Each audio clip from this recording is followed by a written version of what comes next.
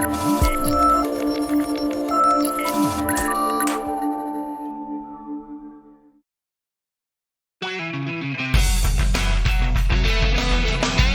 listening to the Shared Security Podcast with Tom Eston and Scott Wright, exploring the trust you put in people, apps, and technology. This is your Shared Security Weekly Blaze for October 22nd, 2018, with your host, Tom Eston. In this week's episode, hotel room security and privacy with special guest Patrick McNeil.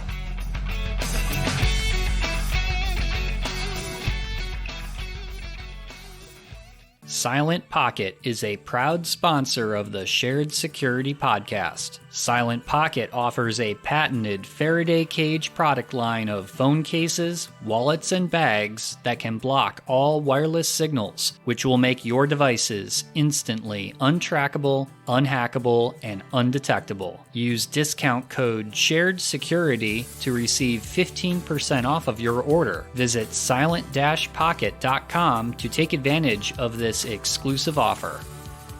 Hotel security has been a hot topic being debated in the cybersecurity and privacy communities ever since the annual DEF CON hacking conference, which was recently held in Las Vegas. The conference hotel security staff at Caesars Palace conducted random hotel room searches unbeknownst to conference attendees. This caused a firestorm of criticism from conference goers, but also brought attention to how we all should think about the security and privacy of the hotel rooms we stay in. In this episode, I want to share with you some helpful tips and advice to increase your security and privacy while staying in a hotel room. Joining me to discuss hotel room security and privacy is physical security expert Patrick McNeil. Patrick has a background ranging from software development, networking, operations, and product security, and currently works for an application security company. He has traveled extensively for work over the last 9 years, staying in hotels ranging from 5-star hotels to hotels with bloodstains on the carpet.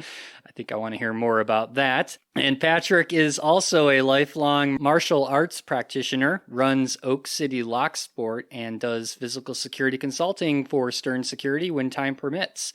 Welcome to the show, Patrick. Thank you very much, Tom. Appreciate the opportunity to be on. So tell me a little bit about these hotels you're staying in. Bloodstains on the carpet, what's that all about?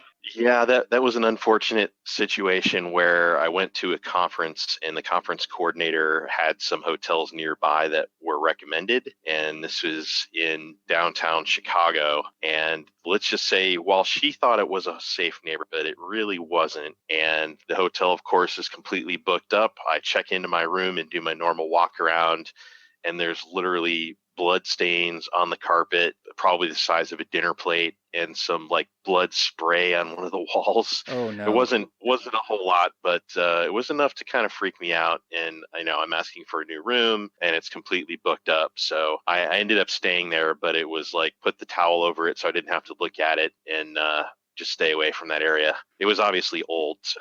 Obviously old, yeah. That's kind of scary. But, well, hopefully you're not staying in hotels like that anymore. I try to avoid that.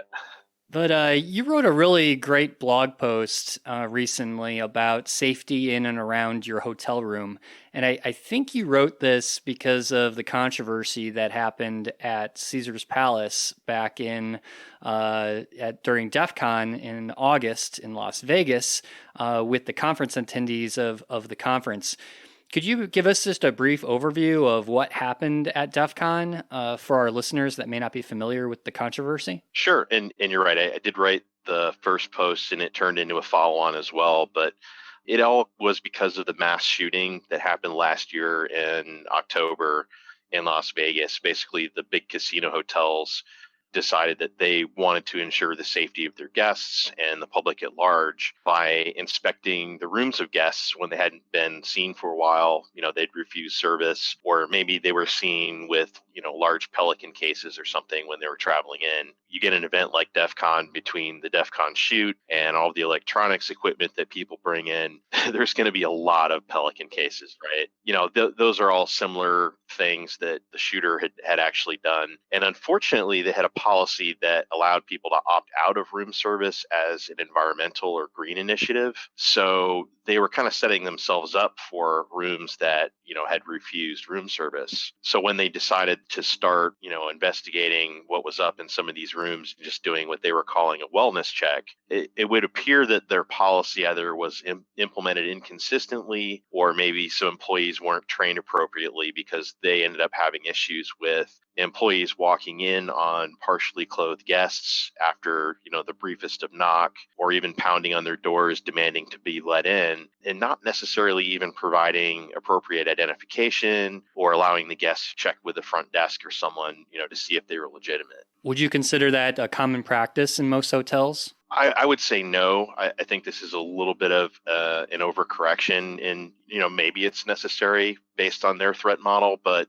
it's definitely not something that I would consider normal now. I think a lot of us think about when we go to a hotel, we are paying for our privacy, right? There is this expectation of privacy because we are paying money to stay in a room that is supposed to be ours, and we don't expect anyone to barge in and look through our stuff. So is there any truth to this statement that hotels are really private? There's only a little bit of truth in that. Hotels do have the right to enter your room at any time if they believe there's a safety issue, if you're involved in something illegal, to keep you from destroying property, or even to perform maintenance, and of course the regular cleaning that they do. Where you do sort of pay for privacy is as part of that contract with the hotel, they have to respect your Fourth Amendment rights against illegal search and seizure. If a law enforcement agency wants to enter your room, they do need a warrant, but that protection expires like as soon as you hit checkout time, whether you've actually gone to the front desk or not. But really, the hotel employees don't necessarily have to respect your privacy if there's any sort of reason they can manufacture.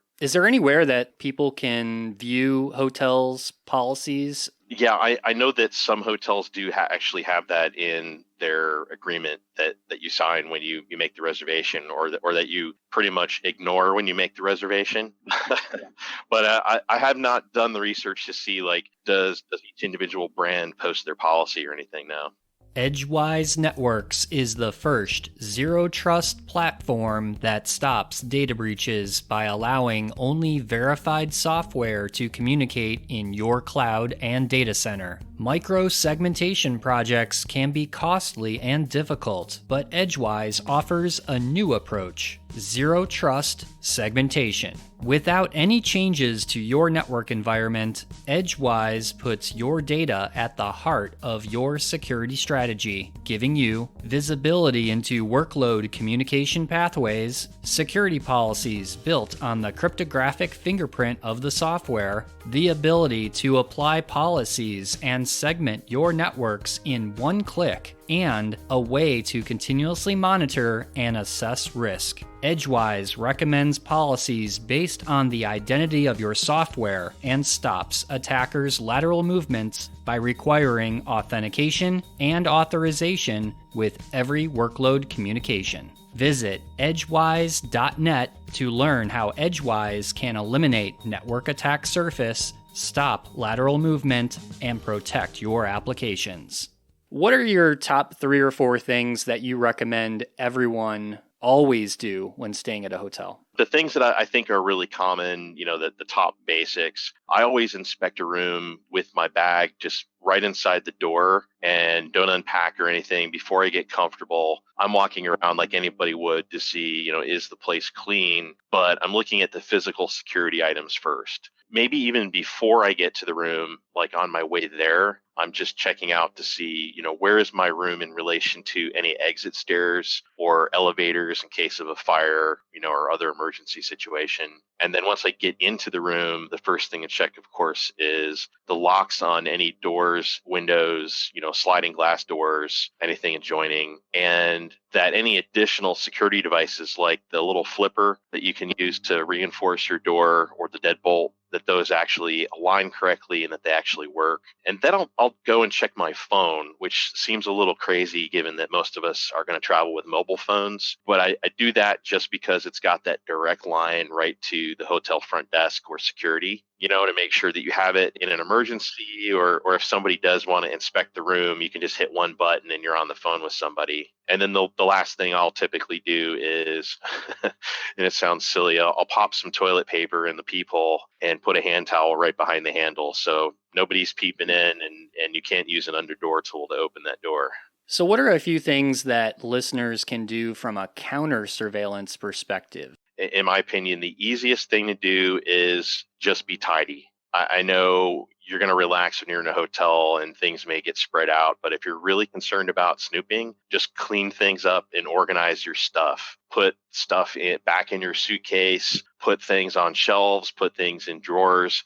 Basically keep everything away from where one could reasonably expect the cleaning staff to be. They're not going to be rearranging things that you've left all over the desk or dresser, what have you. You're not giving them an excuse, essentially. Then you can lay like a suitcase strap a certain way, or put a certain fold in your clothes, or a hair or a thread in a zipper that will kind of fall out or get destroyed when the zipper's opened. Then that way you can take a photo of how you left things and compare versus later. While it's not absolute because they could bump into something or what have you, it at least gives you an indication. And if you're super paranoid, you could do stuff like the UV detective dust that you can put on things. Just do a light dusting in one place and shine with the UV light. And then if that dust is spread all over the room, that they went in that one spot where you put the UV dust. As far as the recording, yeah, this is definitely what I would consider more of an extreme measure, and I'd reserve it for situations where you're reasonably sure that your stuff is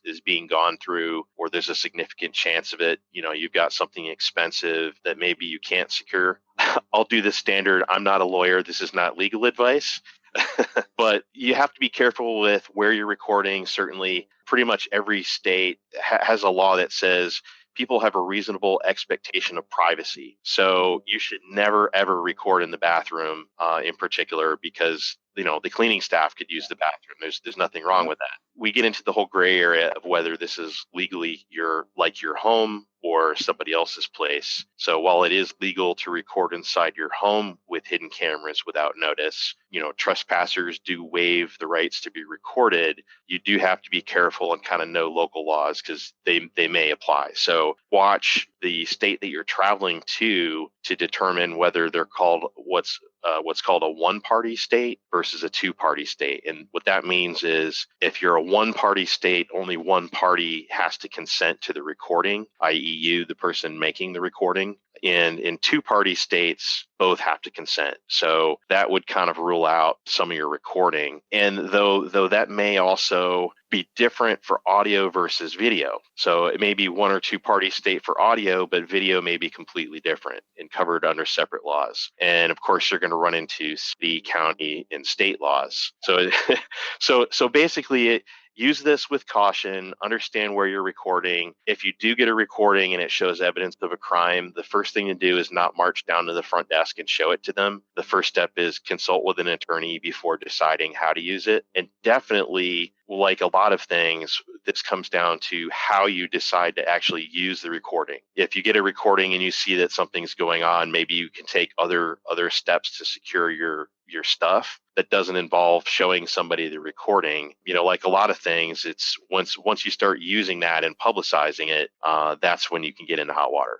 So any last advice you'd like to give our listeners? I think really from a travel perspective, it's all about awareness. We tend to get wrapped up in finding the restaurant or the workout facility or looking at our phone or what have you, and we just really don't notice what's going on in the parking lot on the way to our room. And just having that situational awareness, because you are a little bit more susceptible when you're traveling alone. Well, great advice, Patrick. Thanks for coming on the show. Thank you, Tom. That's a wrap for this week's show. Be sure to follow the Shared Security Podcast on all the regular social media channels like Facebook, Twitter, and Instagram for frequent posts, commentary, and updates. If you have feedback or topic ideas for the show, you can email us at feedback@sharedsecurity.net. First-time listener to the podcast, please subscribe on your favorite podcast listening app such as Apple Podcasts or on our YouTube channel. Thanks for listening, and we'll see you next week for another episode of the Shared Security Weekly Blaze.